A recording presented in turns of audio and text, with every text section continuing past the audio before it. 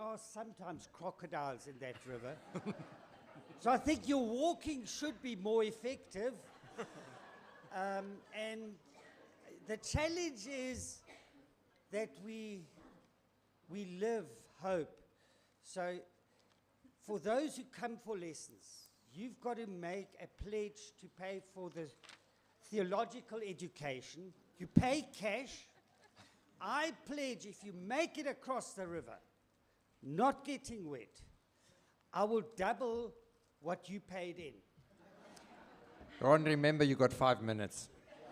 No, I was still going to go on. The students have offered if you pay them cash, they will jump in to help you should you fail. But then you can't claim back your money. Sawubona. Can somebody tell me what Sawubona means? And that was our theme this year at the Seafarers Mission, is Sawubona. We used that word and then we put under it, I see you. And for me, that is so, ties in with our whole theme today and our word for this year. God sees me because he loves me. And our ministry is a Sawubona ministry, going out to the seafarer on their ships, sometimes meeting them in the mission station and saying, I see you. And I want to compliment many of our congregations today and say we talk about hope, live it. We experienced it last year in an incredible way of how you live hope by providing those hand-knitted beanies, by sending in those homemade biscuits, because the message you gave to our seafarers was, I see you. Thank you. You are living hope already, even if it is only in one aspect. And I'm not saying you all should just only knit beanies now, and maybe I should say that. But it is in very little things that we are living hope, because it means something to somebody else. And it is very personal to the seafarer. If I can give him a beanie and say, this was knitted by an old person, a young man, I challenge you, for you. And the color doesn't matter, the fact that it was made by somebody. Thank you very much. And I want to also again extend a willingness for you to invite me to come into the congregation to talk about this. I will lead the service, give your pastor a day off for that Sunday, so pastors talk to me. Yeah, but I haven't got my 5 minutes almost over, otherwise I would answer that. And I would gladly like to come into the congregations and also show some photos of the work we do. Very challenging. And I need to reflect on one of the things that Felix touched on, challenge in your daily work. What is a huge challenge for me is I sometimes have 5 or 10 minutes. You got 5 and you already used 4. And I never see that person again. That to me is a huge challenge. And you've got those few minutes, not like this president, to try and impact that person in some way or another. Thank you for the beanies. Thank you for the Christmas biscuits that you send, because that helps our ministry. There are some calendars and stickers and pamphlets and some pictures out there. You can take all of that. I'm not selling, not like the others, you know. You can have it for free. And if there's not enough, I've got more.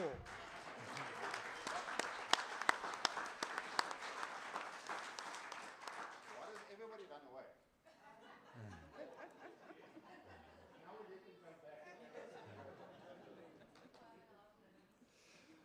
Thank you very much, Pastor Ron. We will now go over to the next point, which is the feedback on the investigation into church structures and ministry models. Before Udo starts, and while he sets up, I'd just like to ask church council, only church council, to meet before lunch, after the session, quickly for a very short, hopefully short meeting in the meeting room.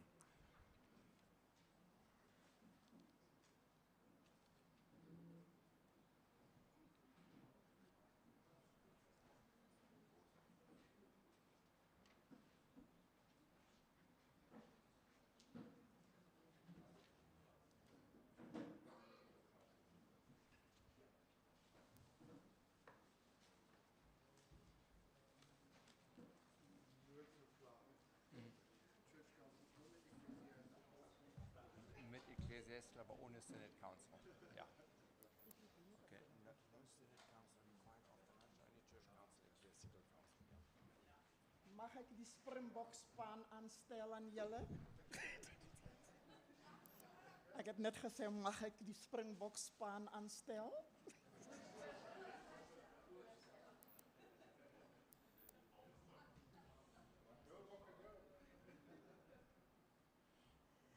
I'm happy my people know me.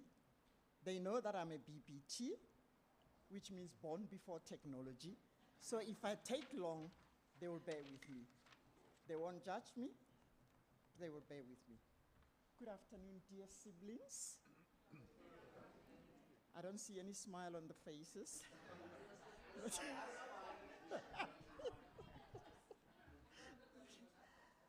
Over the last few years, our church, in various forums, has recognized the fact that we live in It's not loud enough, Anne.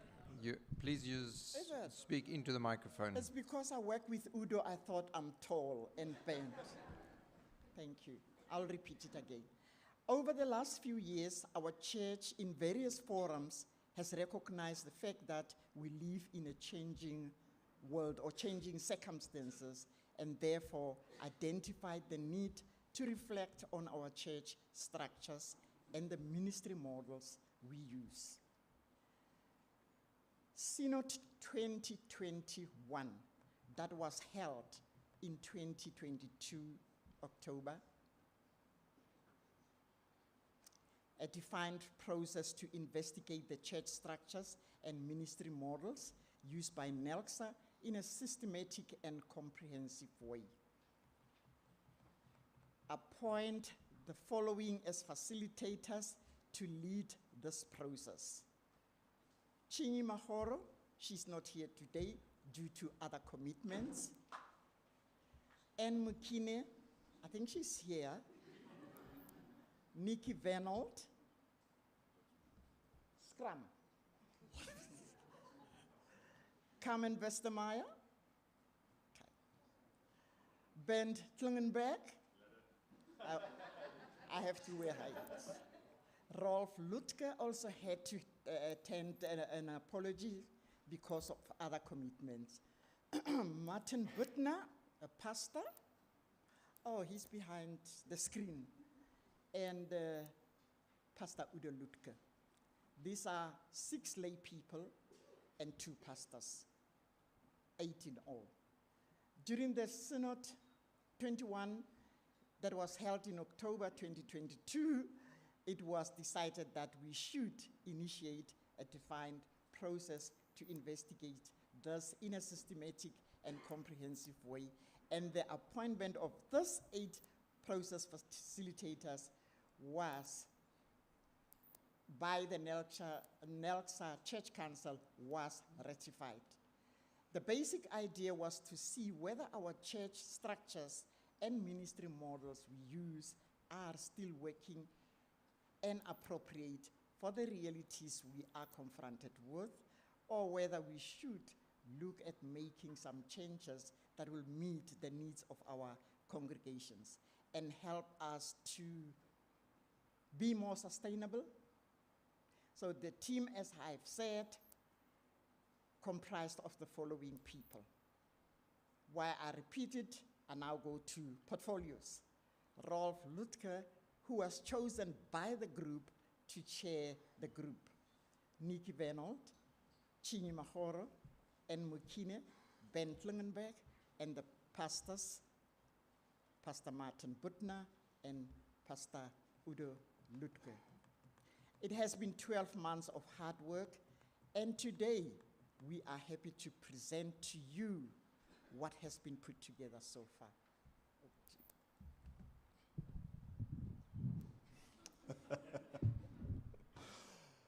Greetings, everyone. Hello from my side. I just want to say some few initial things, and then we'll get stuck into some more detail. The first is that at the last synod, we had started with this graphic, showed it to you. It is the strategic approach that our group has adopted. At that time, we had only started with that number 1 there, a very wide-ranging and spontaneous reflection on the issue and on the motivations for looking at the issue. And since then, we've done more concrete work. I do want to say that by the nature of it, this process, we've talked about it a bit, is sort of a percolating of ideas for quite a while. There have been some pretty solid coffee drops that have come through now, and we want to present some of the sort of trajectories to you. But the way this process is going to work between now and the next synod is that we will be putting together a comprehensive report that has all the information, the analysis, some initial ideas, and the idea is that that forms a basis from which we can engage with each other. So the big portion of what we're going to do over the next 2 years is the engagement with different groups. Anne will say a few more things about that later. So we've busied ourselves very much in this last period, since the last synod, with analysis, with discussions, with ideas. We presented a few principles last time as well, and number 2 there was one of the principles, analysis before discussion. And because the analysis is not quite complete yet, we're not going to have major discussions today. You'll have the opportunity to ask questions, to make comments, and we also want to encourage you to engage directly with us while we're here together. You're more than welcome to sit down with us over a cup of tea or a meal and share your thoughts and ideas. So the more concrete proposals, concrete work, most of our efforts have gone into analysis. And we then, Martin, if you can move to the next slide, divided our group into 3 subgroups. Those 3 subgroups were financial and statistical analysis, gathering data, having a look at what that tells us. The second one was identification of models, what things are out there, what are different churches doing, and which of those may or may not be options for us, and how can we get the necessary information we need. That group had a lot to do with looking at our existing laws on pastors and various documentation that tells us what the idea is of what should happen and how can these various models meet that. They'll introduce that. And then evaluation of models. And the third group will share their thoughts on that. Like I said, our analysis has not yet been finalized, but we are going to share some trajectories with you and outline the process going forward. Bant and myself, together with Rolf, were in the first group, financial and statistical analysis. That group gathered all the information that we could. Lisa Lotte will vouch to the fact that that's not always the easiest thing to do when it comes to our statistical reports and financial information. But we did get a whole batch of information and could spend some significant time analyzing it. I'm going to say something about the financials. Bant will say something about the statistics. In terms of the financials, I need to say this. We can go to the next one already. It was really difficult to do a detailed analysis on the finances. And one of the reasons for that is that the financial reporting happens in such different ways between congregations. So even though we submit financials to the church office, by a long shot, we don't all approach the financials in the same way. So especially a comparative analysis is really difficult to do. So, for example, we picked up very quickly that the way that asset valuation is done in the different congregations is very different and inconsistent. Profits are calculated differently. Sometimes congregations will do all the running costs and everything for the year, and then transfer money into funds and then show what the profit is. So that's net of transfers into funds. And other congregations don't. They show a profit and then they go, okay, we'll take that profit and put it into different funds. So they deal with that very differently. Funds, sometimes it's very clear that they are held in cash. In other words, there's money to back what the paper says is in the fund, and many congregations that's not the case. So there are funds on paper, but the money's not necessarily in the bank.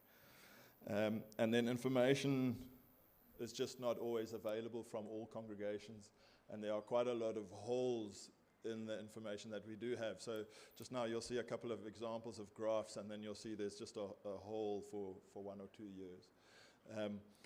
Perhaps also just an encouragement again, and I'm preaching to myself here as well, that when Lisa Lotta asks for all the information, that our congregations make sure that we send that in. Right, next page. So that doesn't look like much at the moment. I've just blanked out the figures. I didn't want to necessarily shock everyone into putting those out there now. It's an example of what we've done, and you'll see the columns, the things that we've looked at. So we looked at each congregation's revenue, net profit, assets, liabilities, and funds, as far as we had that information available. If it wasn't blanked out, you would see that there already you would see how differently congregations do it, because 1 or 2 of the columns would actually be empty. Because the reporting doesn't give us that info. But to give you an idea, so what the thought here is that we look at the detail of the data that's there, and it doesn't tell us everything, but it does tell us what questions we need to ask. It helps us to recognize when we go forward with the engagement process, and we engage with church council, we engage with pastors' conventions, we engage with congregations. It helps us to set up some questions that we would like to ask, not just in general, but of this congregation or of this group, so that we get a better understanding of exactly what the situation is. Revenue we analyze because that helps us to assess whether congregations are keeping track with their costs, and especially with rising costs. How changes in membership might affect revenue, establishing trends and highlight and project what could possibly happen in a certain setup going forward, and also to benchmark income between congregations, also particularly per member, so that we can get an idea of what things look like where. Net profits are analyzed because they also help us to assess whether congregations are sustainable, whether they can cover their expenses. And then as far as that goes, we can also establish trends and highlight likely outcomes. Assets are analyzed because they help us to determine several things, whether it could be possible for a congregation to borrow money, should that be necessary. In certain setups, it is. But also to consider what we do with assets. Do you sell certain assets because that frees up liquidity? And it helps to see if maintenance and taxes on assets, etc., are affecting cash flow. Liabilities are analyzed. They help us to assess the threats to sustainability in a congregation, and whether interest charges burden the congregation. These are obviously also conversations that take place in church council.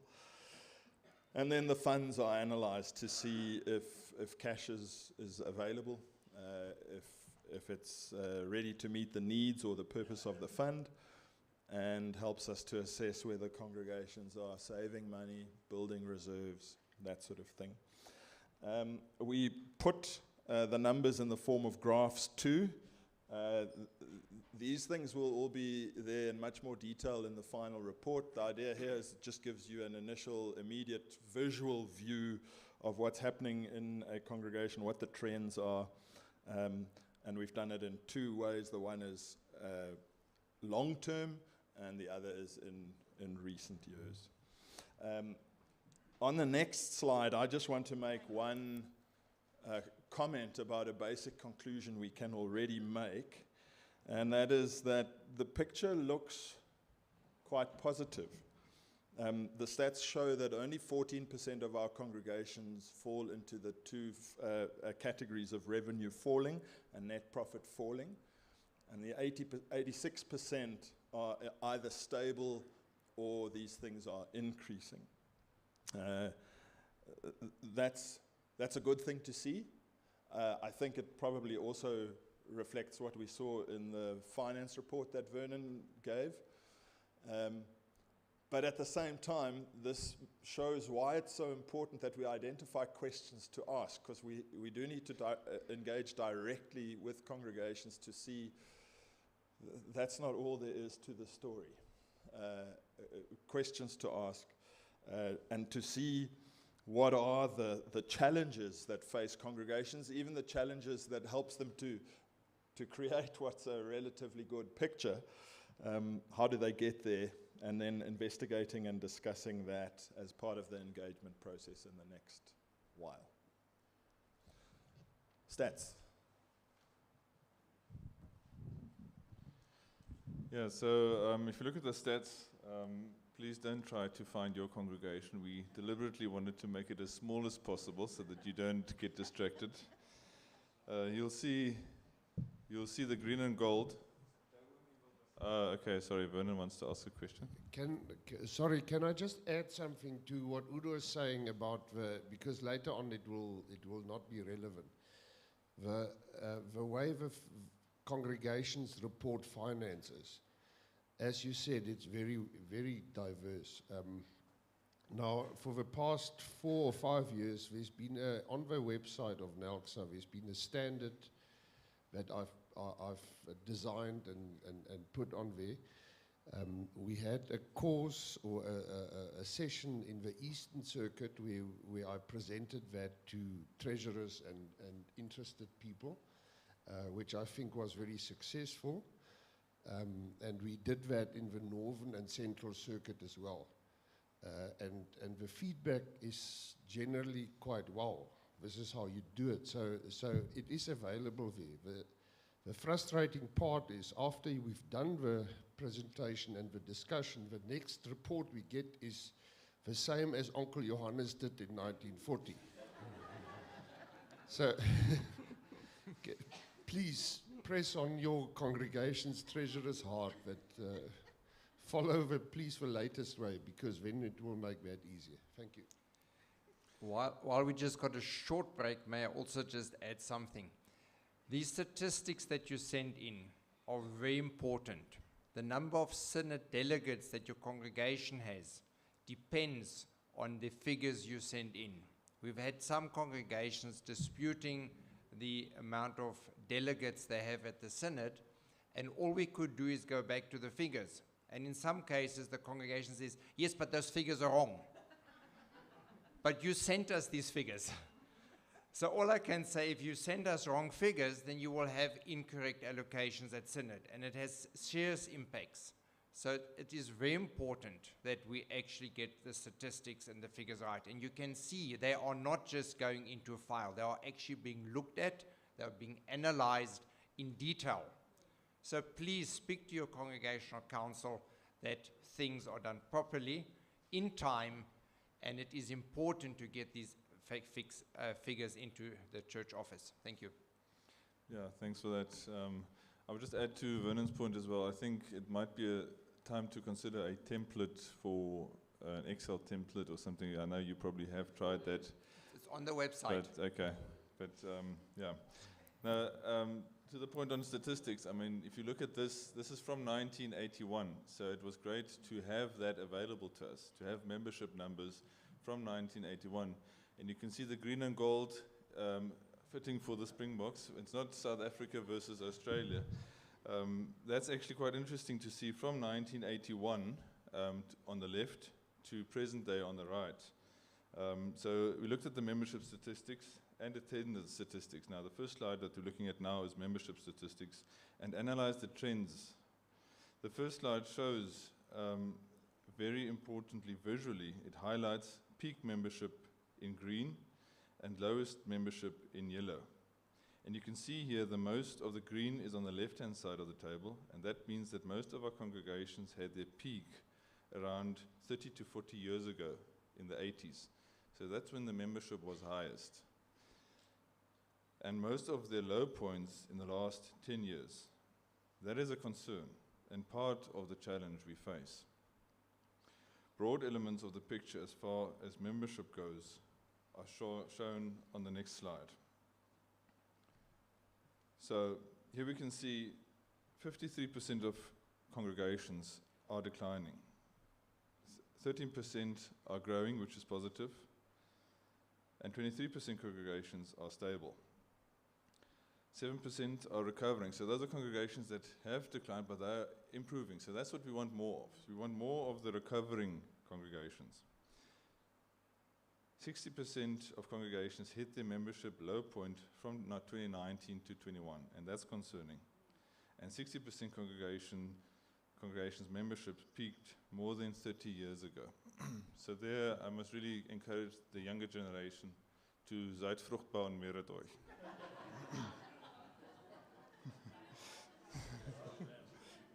Sorry, if I could just add, with some of the percentages, there are slight mistakes there.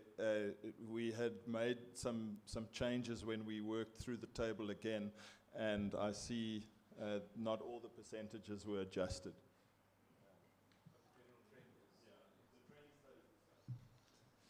Thanks, Udo. And then we did the same exercise on attendance. So if you can go to the next slide. Again, the green and gold. But the interesting thing I want to show here is you'll see that the colors have spread more than with membership, and this is positive. There's still some more green on the left and more yellow on the right, but now there are far more greens in the last 10 years. So it seems that attendance as a percentage of membership has increased, and that is perhaps some of the changes or efforts of the last years have brought that shows that some of the changes and efforts of the last years have brought positive consequences. This encouragement is backed up by the conclusion in the next slide. We certainly have work to do and more digging to do in our investigation. Our written document will include a lot more information and is aimed at informing the engagement part of our process. That will also include a detailed look at likely scenarios if we do not take concrete steps to make some changes. Now, there's a lot of analysis that we can add to the statistics. We can look at membership compared to total income, to revenue, to finance. And I again want to iterate, and you must please go back to your congregations, that if we ask for statistics, there's a reason behind it, and it really does help to get those statistics and help with these analyses. So I'll now hand over to the next team.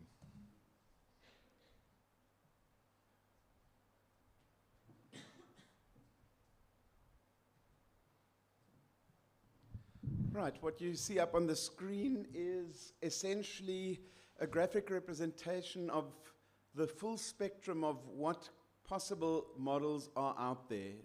In many cases, not very detailed in what's up there, but essentially our starting point in this discussion was the traditional model that we have been following for many, many decades, in many cases more than a century, in our congregations. And that is basically there's a pastor, he's employed, he works in the congregation, in one congregation in an ideal scenario, and serves that congregation through word and sacrament and whatever other pastoral duties are out there, counseling and leadership and various other factors. And so that would be on the spectrum here on the left-hand side, on the extreme left. A full-time pastor in a congregation doing what they do and I think most of us here know more or less what that is, what the pastor does.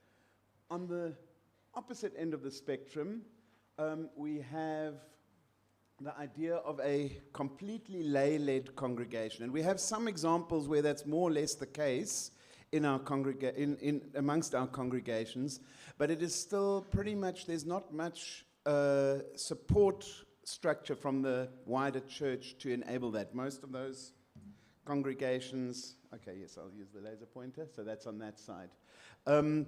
Most of those congregations have sort of had to find their own feet, and part of our task would be for those congregations that are on that extreme, other extreme of the spectrum, to see what support structures can we as a wider church create in order to make that possible.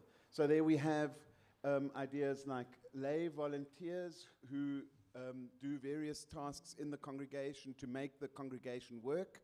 That would not necessarily only be preaching and the classical pastoral duties, because there's other tasks as well. And in many cases, of course, in larger congregations that have full-time pastors, that is to a large degree covered by congregational councils. In really small congregations, there may only be a really tiny council that might only consist of 1 or 2 people, in which case we need to see what can we do to enable and strengthen that on that end of the spectrum. On the other hand, we have, as you can see, quite a spectrum in between, and that spectrum to a large degree has not been very well developed yet in our NELC. So there have been experiments here and there. Some experiments successful, some experiments were abandoned after a shorter or longer period. Some experiments worked beautifully in one setting and were a complete disaster in another place. But essentially, we have been looking at different models in between that are working, and in some cases also not working so well in other denominations, in our own country and in other countries. And essentially, we have realized, as we looked at this whole spectrum, that there is no one-size-fits-all solution. That would be utopian. If we say we want one size, that one particular model that will now be the perfect model for all congregations. In many congregations, that model, to a large degree, still seems to be working, where we have a full-time pastor. In other congregations, out of necessity, they've gone completely in the other direction. But if we can create a structure that's flexible enough and provide for different models and different detailed models, but defined, not just a free-for-all, defined in a way, what do we expect of these different people that might be fitting into these different categories. So that would be, if we start from that side, a lay volunteer that is essentially leading the congregation, lay readers reading sermons written by others for the purpose of being used in such a setting, to lay preacher. And here, well, I think Nikki will still say more about that. We struggled a little bit with the terminology. Lay is a loaded term, and for some people it means competence on a lower level, or possibly even incompetence, or poor level of competence. That's, of course, not what we intend here. We're talking about lay preachers in the sense of preachers that are not employed by the congregation to do that. But then, of course, in between, there would be something, maybe a kind of a paid position, a lay pastor, given that name for lack of a better word, paid in order to preach, trained, of course, for that, but not ordained in the traditional sense of the word that we have now. And then, of course, the more intensive use of interns in congregations, where traditionally we've maybe sent interns into a congregation where there is already a pastor. In past times in history, there have been times when interns were sent into vacant congregations where the supervising pastor, who's already ordained, might be the neighboring pastor of the neighboring congregation. That kind of thing are ways to to serve congregations that are currently vacant. It's maybe not a long-term solution, but it is a solution for a certain amount of time. Then, of course, with the Church Unity Commission, there's that possibility of maybe sharing a pastor or bringing in a pastor from another church that works on a part-time or full-time basis, whatever. Part-time ministry workers that have other training that are not necessarily trained as full theologians would be in that sort of area there. Various ministry workers, part-time or full-time. And then we come to this one here, part-time pastors. I think we're familiar with the concept of pastor sharing between different congregations.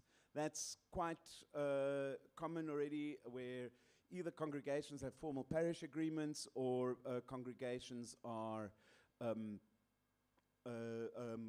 have just some sort of pastor sharing agreement. That's one variation, but that is, let's be realistic, not always possible. There are not always two congregations close enough that can sensibly share a pastor. And so the one area, and here I want to thank Felix for reminding us that vocation is not just a matter of being called into the full-time ordained ministry. Vocation can be in any number of professions. And one of the fastest growing categories of pastors worldwide, especially in the US where they have a lot of time and money to do research to actually quantify this, is actually the idea of a bivocational pastor. In other words, two vocations. A vocation as a pastor for a part of their time, and a vocation as whatever it might be.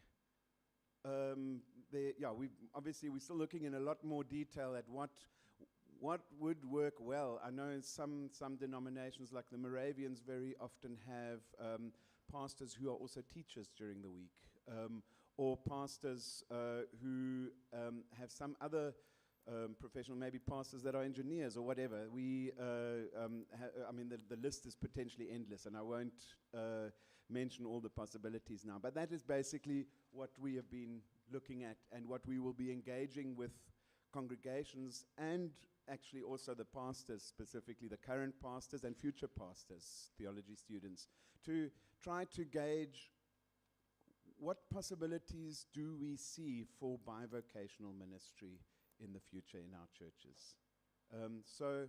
That's roughly my part. Nikki, over to you. Is that a question, Leonore? We got one question. Please use the microphone.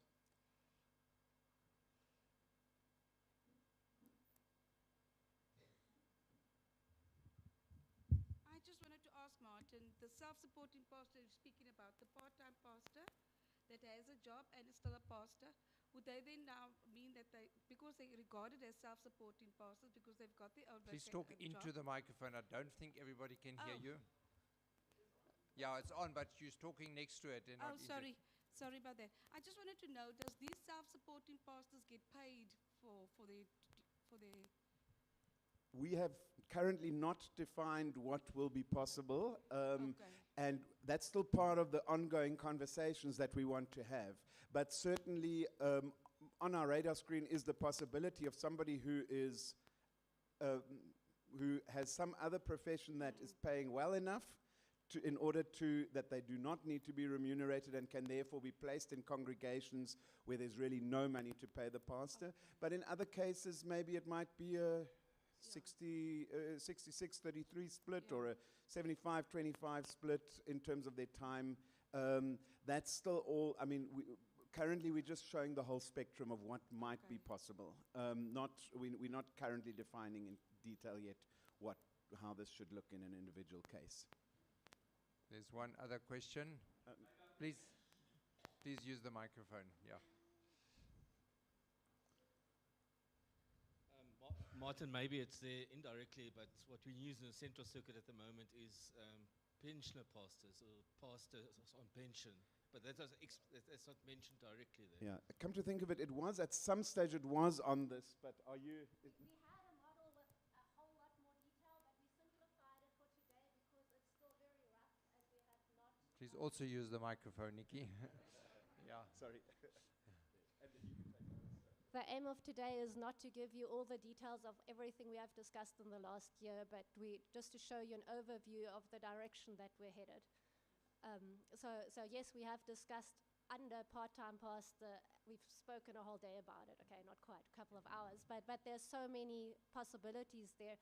So at the moment, we're just trying to show you that there's a spectrum, and we're not going to focus on 5 individual models, but we're going to focus on a whole bunch of solutions that could fit various congregations over time as their needs change with regards to spiritual leadership and the leadership in their congregations. Okay, so we looked at all the different models on the spectrum. The next step we took is we looked at the tasks that are set out in the Law of Pastors. So there's a whole long document, and we've split the tasks into a list. So on a table on the left, you'll see the column down is all the tasks that are listed. Yeah. So theoretically, every full-time pastor should be able to tick off everything on that list. Some of them with the help of their congregation, and it's a long list, and it's sometimes a bit difficult to apply to every single congregation, as the needs are also a bit different. But that was our starting point. Then we tried to identify what qualifications are needed should you not have a ordained pastor in a full-time position. So how can we accomplish those tasks with other positions? So we used a color-coded system, and we used different types of qualifications to see how we can fill that. So obviously the ordained pastor can do everything. Just on the previous slides, please. Yeah. And then you get various other ministry qualifications. You get youth deacons, you have people that do counseling. So we have a variety of workers that are fully qualified, but they don't have a degree in theology, or they're not ordained. So there's definitely a place for people with other qualifications in our spectrum. Then, of course, we have all our internal qualifications. So Detlef and Gertrud are very busy educating the lay pastors or lay preachers for all the different needs in congregations where there's not a full-time pastor or when someone should not be there. So there's co-worker training to help out on all sorts of levels, and then obviously to help with preaching as well. Then we also have external qualifications that help with some of those tasks on the list. And then we just have volunteers as well, and all of us, or many of us, are volunteers that are already filling many of the tasks that are on that list. So there's really a wide degree of skill sets that we need to fill all those positions. The next slide is just a bit more detailed. You don't really need to look at that, but there you can basically see we've got all the different tasks listed, and then we color-coded it. Okay, next slide. Okay, so basically going back to what Martin said earlier, in our progression from going to more lay-led congregations, from full-time to pastors to lay-led, we've recognized on a couple of levels things that will need to change. So for one, we'll have to change the list of tasks. So we have to look at the laws on pastors and adjust to all the tasks that need to be done, because we've got different skill sets and different types of people. So we might have to change some of the church laws. Then one very important thing that has to be looked at is how we train people. So we'll have to expand our training program over the next few years extensively in order to help lay people to perform all the tasks that are necessary, from funerals to weddings to counseling. So there are so many tasks that are traditionally performed by a pastor that all of a sudden are taken over by other people. So there's lots of room for training, and I think that's a very exciting possibility to expand on the training program. And then something else that we definitely have to look at as well is not only the spiritual care, but also the administration that could be focused centrally from NELCSA, where we could help congregations well, on administrative level, but also on spiritual level, to sort of build a support center, a help center to help up. So that's what we're looking at, but we have a lot of work to do, and we're still looking at the time frame and what's possible in the next 2 years.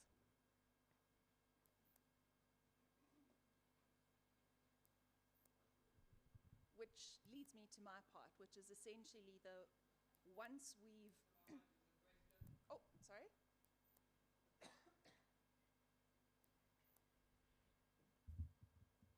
I refer to the different training models on the previous slide, expand. And I think really, yeah, no, no. Okay, never mind. That's what my children normally say, never mind. Expand training opportunities. I really feel that in our church we have to look at different models of training. I know that TEE is not seen as up to scratch. It's not maybe say that training is not good enough. But in the Elksar, they use TEE, or there are other models we can look at. Rondebosch Bible study training for, say, for instance, in our situation in Trinity, where it won't be pastor-led in future. How can we train people that have been identified as leaders in the congregation with skills to come in and do training, not only co-worker training. I think it's not enough if we want to expand on that. That's where we really need to invest as a church.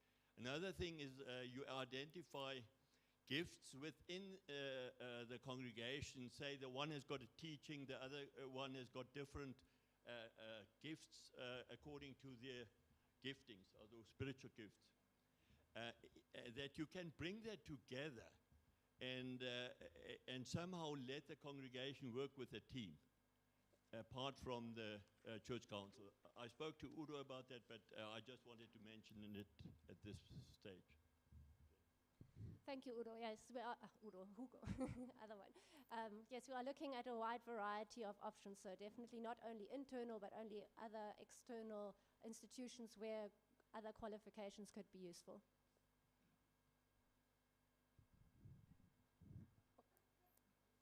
One more question. Right. Maybe adding to that and having listened to Felix, perhaps keep in the back of your minds a possible collaboration with the basic training at Stellenbosch.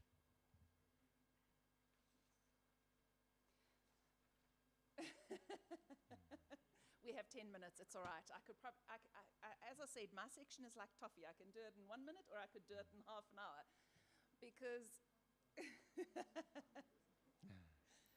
the evaluation, to an extent, obviously has to be based on the problems and then the solutions we identify in the first two steps. So the evaluation process, to an extent, is the least fleshed out of the process, because again, I can't go and say, no, this is what you have to evaluate if I don't know what the problem is.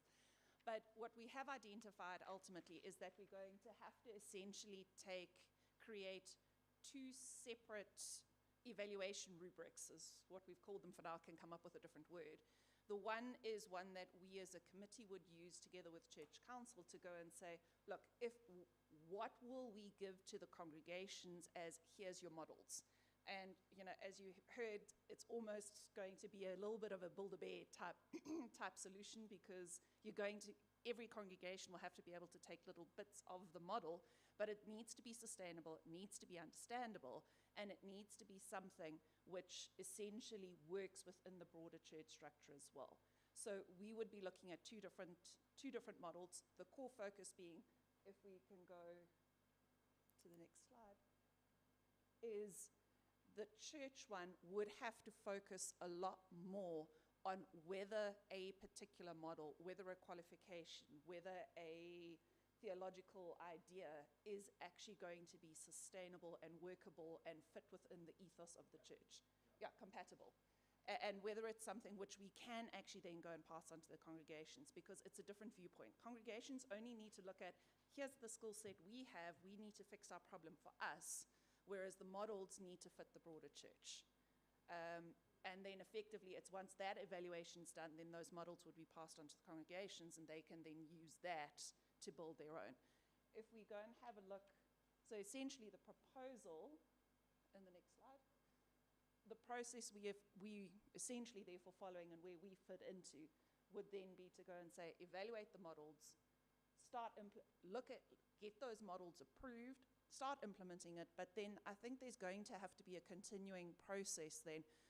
You know that whole law of unintended consequences? As we start doing stuff, we suddenly identify the stuff we missed in the process. So I do see, even once the models are approved, this is going to be an ongoing project because we are going to have to adapt as we start seeing these models in practice. But I think, to my mind, the main points from, if I can go to the next slide, that we as a committee would be looking for, and there really are two core issues that I'd like to address, and that is the one which was already touched on, which is how do we deal with central support? Because ultimately there's an inverse relationship between the more lay, volunteer, unpaid people you have, the more central support you need, whereas the more full-time paid congregational positions have, you can dial back on the central support, and it's that tension which we're going to have to manage in this process, and which as a committee and church council we're going to have to manage properly. And also to really look at one of the, well, we feel the strengths of NELCSA has really been the fact that there's been a theological consistency. It's the fact that, yes, we all have varying opinions. Yes, everyone has, speak to 3 people about the meaning of a particular Bible verse and you'll come up with, but we generally sing from the same hymn sheet. We really have a common understanding, a common ethos in terms of how our churches apply Scripture, how we understand, the grace of God. And that's not something that we want to jeopardize through the models that we put in. And we need to also make sure that in whatever process we put through, that theological consistency stays. And that really is a key feature. From a congregational point of view, you'll see it's a very similar, but we've just taken out the need for theological sustainability and the central support issues because that's not really your concern. But otherwise, it will be very similar, but just focus purely on your needs as a congregation.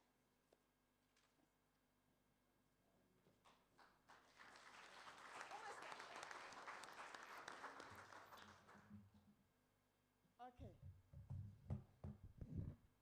Now, back to action. I'm not going to read the road forward. You can see that and task timelines to try and save time. I'm going to go straight to conclusion. Look at the timelines, end of Feb, March, and June. Thank you all for your attention. And as you have heard, the work of this team does not end here. It continues beyond the synod. What we have put together indicates that there's still a lot to be done. That means we will be going to the stakeholders mentioned above in the presentation, so that together we can come up with something that we can all agree on, work with, and really something that can be beneficial to all concerned. Just a final note or two, one of our aims will be to increase the options congregations have. That means flexibility will be important. That's why an evaluation rubric for congregation is included in our thinking. We also want to encourage you as synod delegates to make sure that the congregations understand the importance of helping us along the way, ensuring that the relevant information is submitted to the church office, that people participate in the engagement process with us, and so on. Once again, thank you very much for your attention and participation. I think I'll leave it.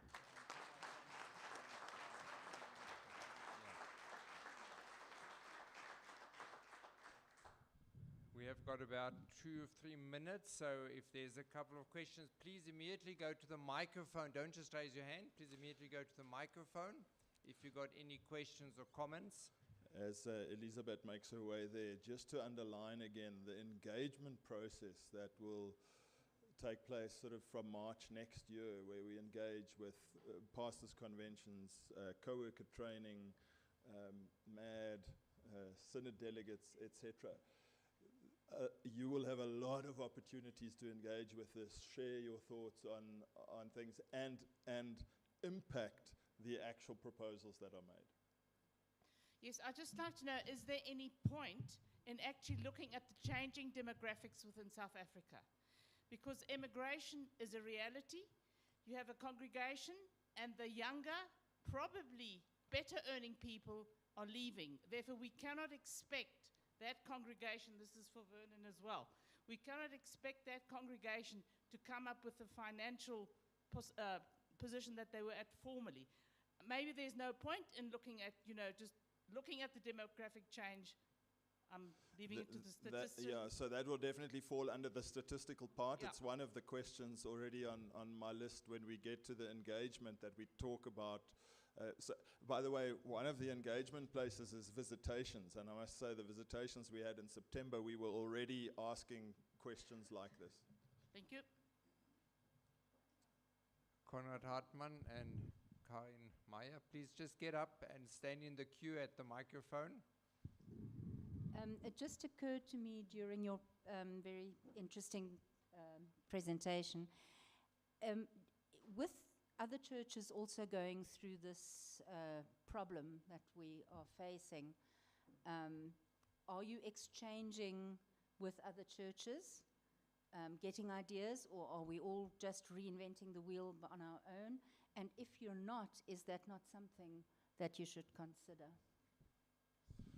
So at this stage, at a personal level, we've definitely been doing that. So talking to colleagues that we know in the Methodist Church, in the Falsisa and so on, people who are involved with these things, and just hearing what are the sort of things that you do. So at this stage, that's been call it an informal thing. One thing that we're going to consider is to what extent maybe people like that form part of an engagement process where they actually become a focus group that we talk to. In our congregation, does it work?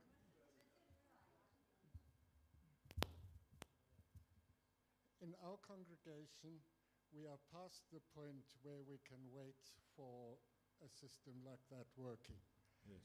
And in our congregational council generally sees us having to take the lead and then to communicate with the church council and with you to try and get some answers. So we can't wait for your... Certainly, and that's already happening, and Church Council has made it clear that that's the approach from Church Council, that congregations at this stage are also able to experiment with some of these things. That actually feeds into our process so that we have some information about what works and what doesn't work. But that's the reality of the situation. This is more a question than an idea. Please put the microphone down. Okay, this is more a question rather than an idea. My question would be, would we then do a needs analysis per congregation, or would we do an overall? That's the question. Yeah, so initially overall, there will certainly be engagement with individual congregations. And then, congregations, I think, will have to take responsibility to go, okay, this is the playing field, this is where we are at, what are the options for us, and then engage with church council, etc., to see what exactly would work for them. Yeah. And just something to add from the evaluation side as well, one thing we're looking at building into it, because it's come up a lot, is, again, in the same way that just implementing it is going to change, the reality is what was true for my congregation and work today is not going to necessarily be true in even 5 years' time. So this is also going to have to be, there has to be an acceptance that we have to be more flexible, and that the needs analysis actually needs to be done on a regular basis. And we as central committees can't do that for individual congregations. That has to be done. Maybe it becomes part of visitations. I don't know. I mean, we can look at different options. Thank you. Thank you very much. I'll close the session for questions. If you've got any further questions, discussions, ideas, you know the team, please approach the team. And then to the team, a very big thank you. I know you are doing a hard work.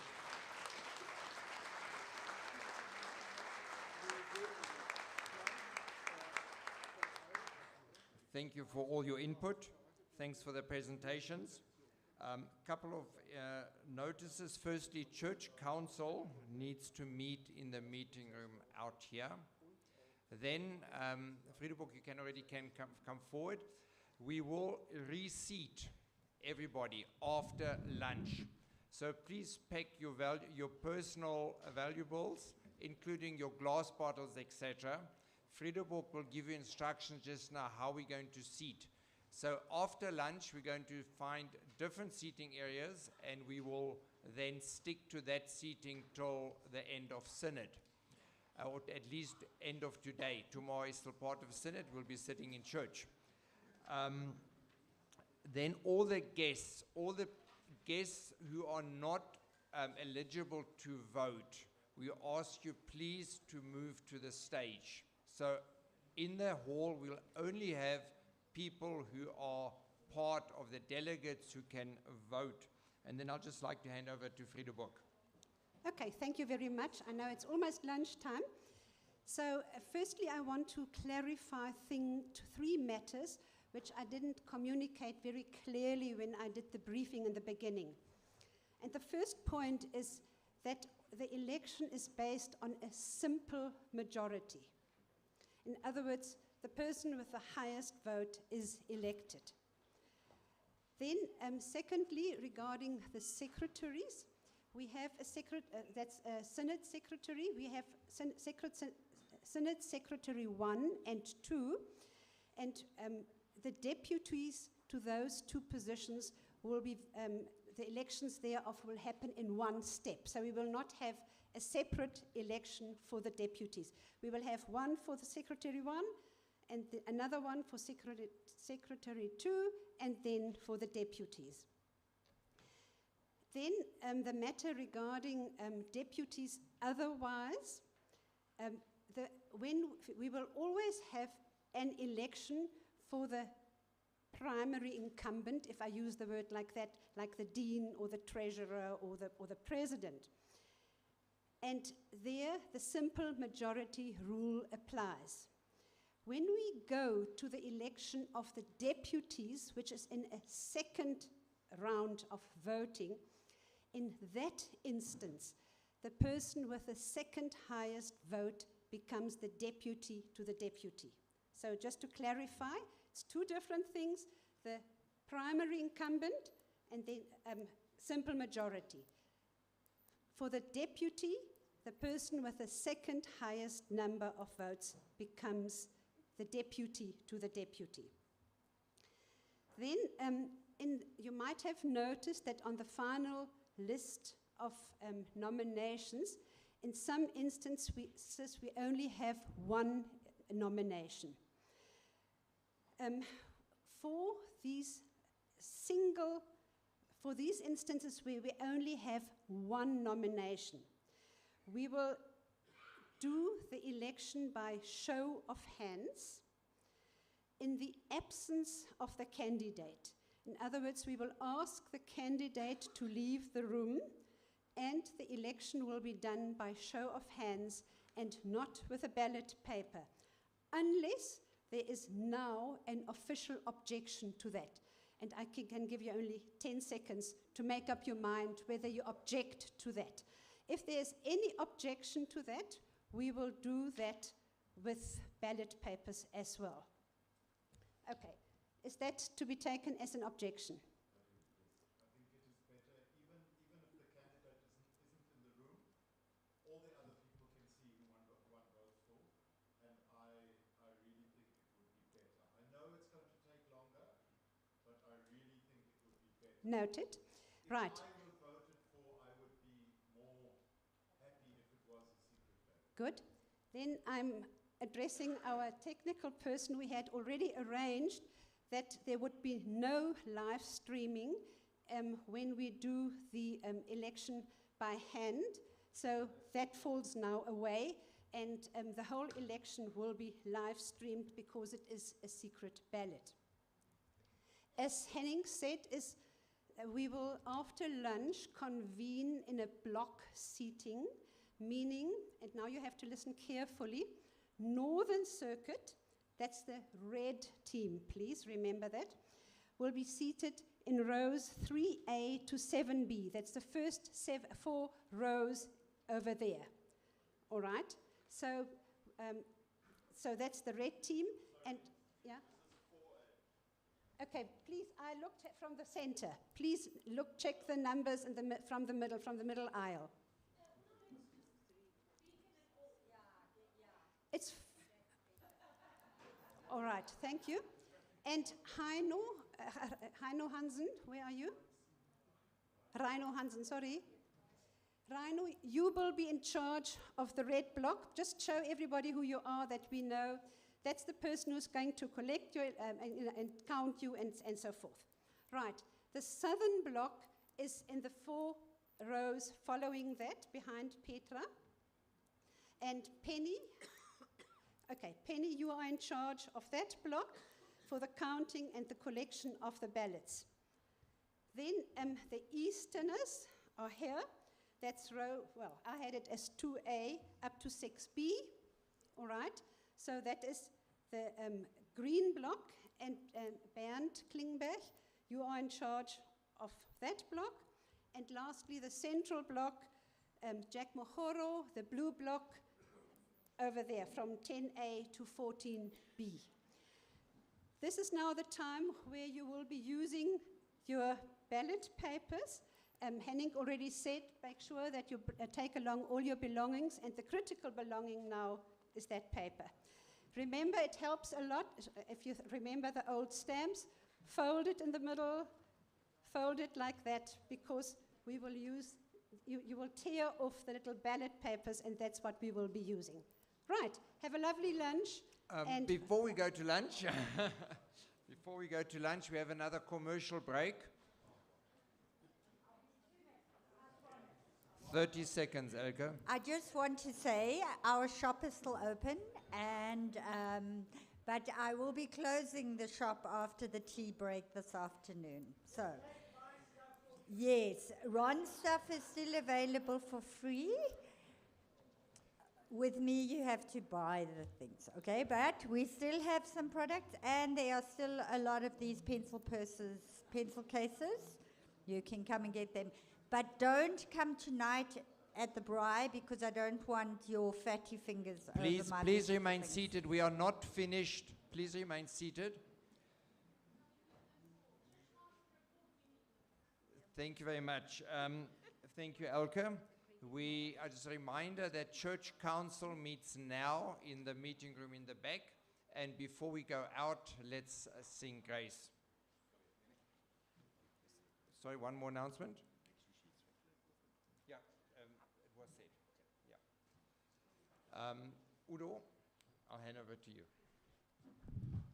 All good things around us are sent from heaven above, and thank the Lord, and thank the Lord, and thank Him, praise Him for His love.